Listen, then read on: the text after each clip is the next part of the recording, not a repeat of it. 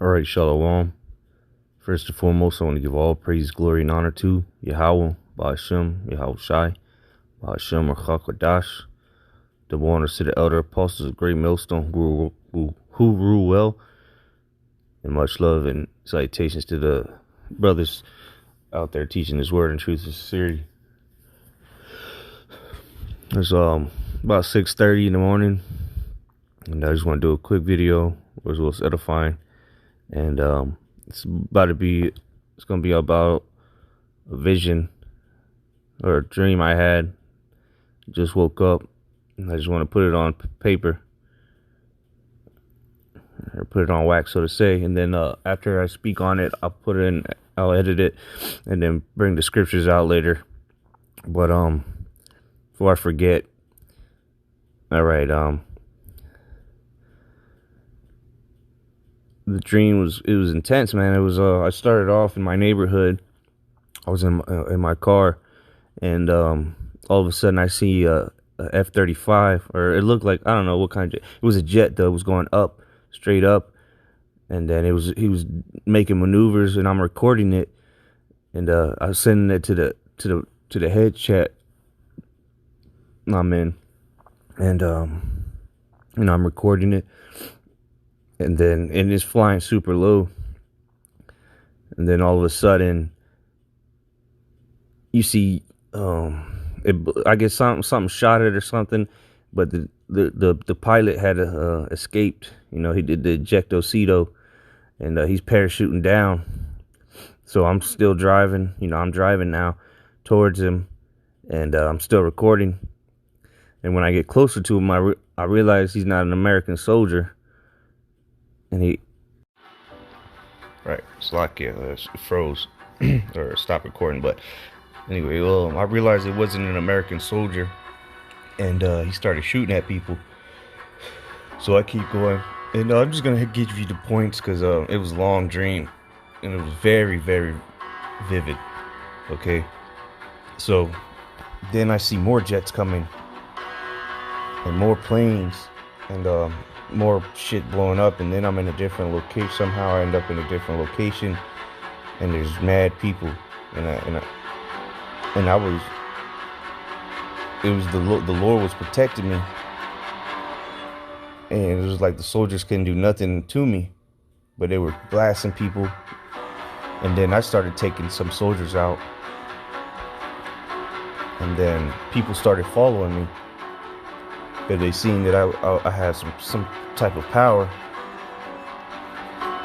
It was I can't really describe it, but I just knew I had some power. And then, more and more people are following me that I don't know. It's just random people, men and women. They were picking up guns and following me. And then we make it. It was crazy, man.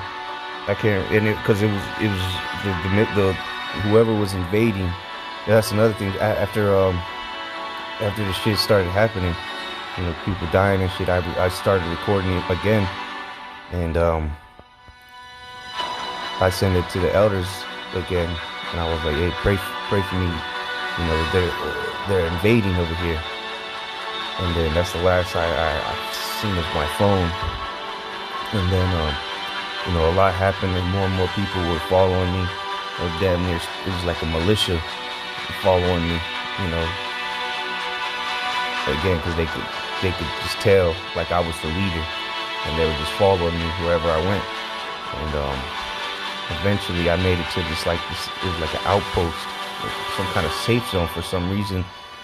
The people that invaded, I can't tell who it was. It was like Arabs or Russians. I can't really remember, but nonetheless, I make it to this little outpost, and it's like surrounded by a blue light, and none of the people that invaded could get in there. But then I hear a voice, and it's saying, "Come in here, and you'll be safe." So I go in. I run in there, and everybody follows me in there. And there's like You know, it's like an outpost. There's accommodations in there. There's houses, not a house, but it was like rooms and shit. It was like 3-story room, built some kind of building made of containers. But I go in there and I tell, I say some things, tell people to start, um, like settling in, so to say, look for food and this and that. And I go upstairs, and there's somebody there just sitting on the couch. And sure enough, is the brother Mayum from the camp, from my camp. And once I see him, me and him just start running to each other and just screaming, Kahalaya Habashimi outside, Kahalaya Habashimi outside. And then we hug, and then I tell him everything that was been going down. And he was like, he was just chilling there in the safe zone, so to say. And he was like, yeah, I've just been chilling here. And we did, so now it's me and him. And then there's a couple more people getting, so I can't put an exact number on it. It was more than 30 people that we had with us though. And so I can't really remember. Okay, well we were drinking. Yeah, we were taking shots. And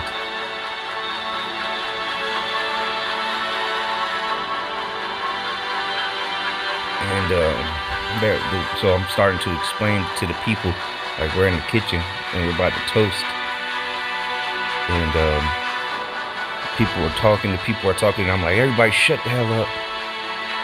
I'm about to tell y'all why this is happening, what's happening, this and that. And then I started telling them what's going on, and then I start telling them about the chariots and how they're gonna save us and this and that.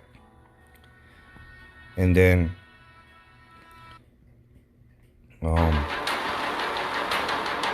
there was a couple in the group that didn't want to really listen at first, until I really got like heated, and then it was like a whole different countenance came upon me, and everybody just shut the hell up.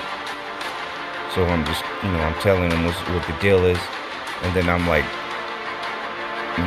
coordinating an escape plan, so to say, because we're in this safe zone, but we're surrounded by all these troops, a shitload of them, because it was crazy. It was like I had a radar detector and I could tell where the enemies were. I could tell exactly where they were, how many of them it was. So somehow I can't remember how, but we end up in this a ship.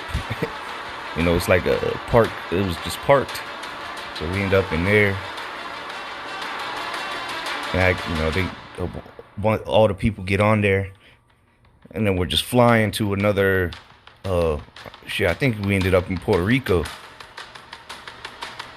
But while we was on the ship, it was intense. It was like super high tech, and I could do things that nobody else could do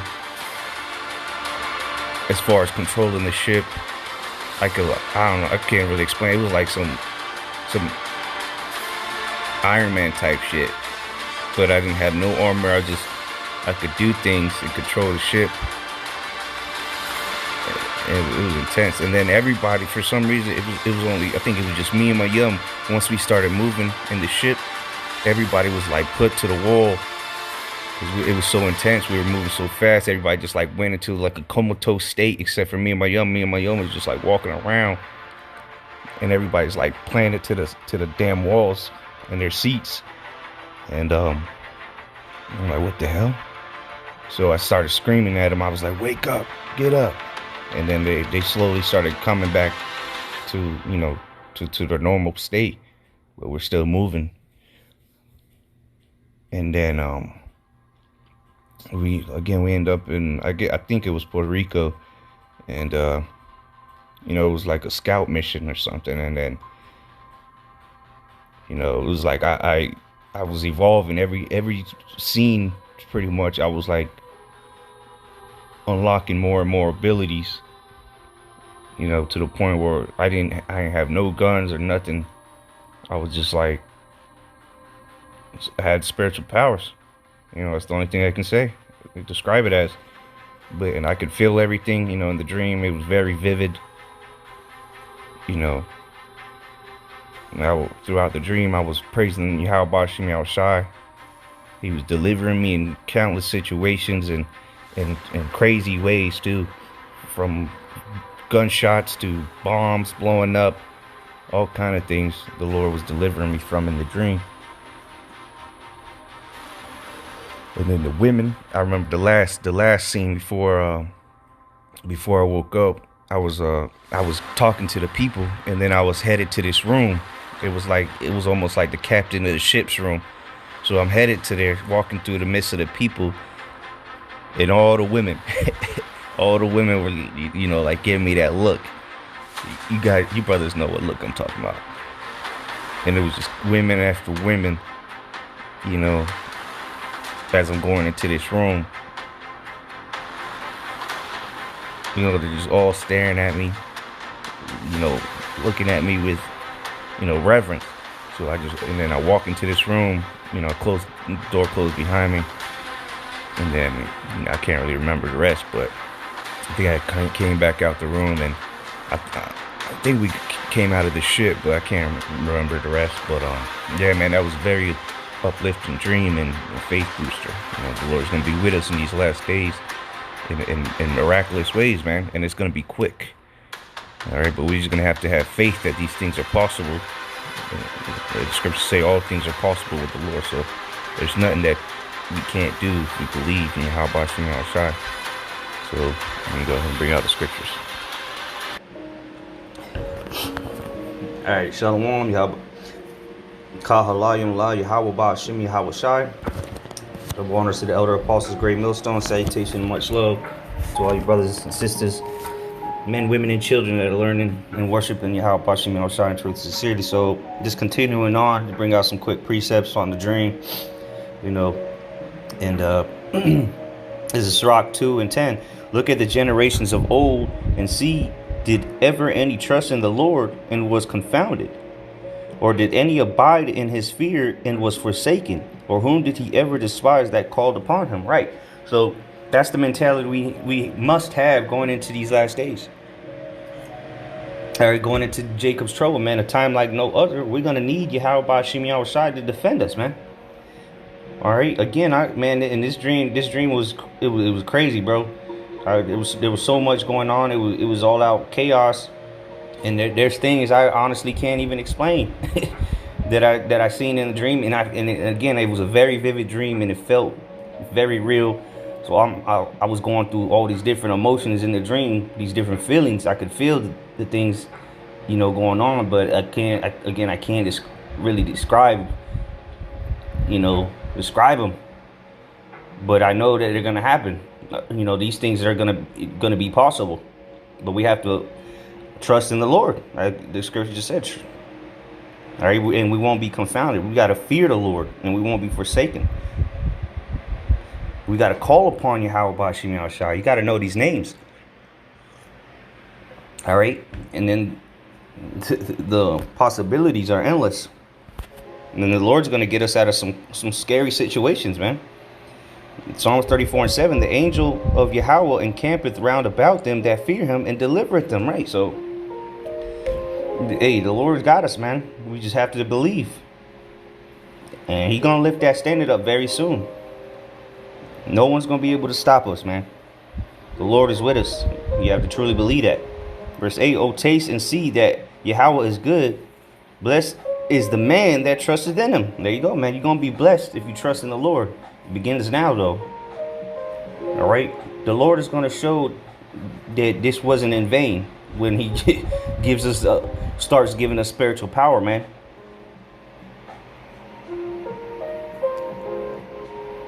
Verse 9, fear Yahweh, ye his saints, for there is no want to them that fear him. That's plain and simple. And again, it's limitless with the possibilities with the Lord, man. Let's go to Matthew 19. It says, Matthew 19:26, but Yahweh Shai beheld them and said unto them, with men this is impossible, but with the Most High all things are possible. Right, because all things are possible with the Most High. All right, so there's no scenario that you can't escape, no matter what the condition is, how dire it seems. There's no scenario where the Lord can't deliver you, because all things are possible with the Lord. And shit, in the dream, there was when the fighter jets were flying around blowing shit up, they were shooting their missiles from the jets. One of them actually came right to me and hit me, and I walked away from that, man. Imagine that, getting hit and people witnessing it. You getting hit by a missile that a fighter jet flying by just shot at you, and it hit you, direct hit, and you just come out unscathed, unscratched. And there was much more in the dream. Like I went into it earlier, but there's a lot more to it. As I've been meditating on it, more and more have been coming back. But man, it's gonna be spooky to these people, okay? Because they're gonna see things that they thought was only science fiction, saw in movies and stuff. But no, the Lord is gonna show who his men are in these last days. All right, this is Mark 9:23. Yahweh said unto them, if thou canst believe, all things are possible to him that believeth. There you go, man. Again, you have to believe. You have to have faith in these things. I truly believe that was a vision. Whether it's going to happen exactly like that, I can't tell you that. But I do know that it's possible. And it's very likely to happen. All right? Those different scenarios of deliverance in these last days, the time of Jacob's trouble. Remember, King David was able to run through a troop. And we're going to be greater than them. He said, the Lord said the most feeble was going to be as David. So, Lord's willingness was edifying and exhorting and a faith booster to you sincere brothers out there. With that, shalom.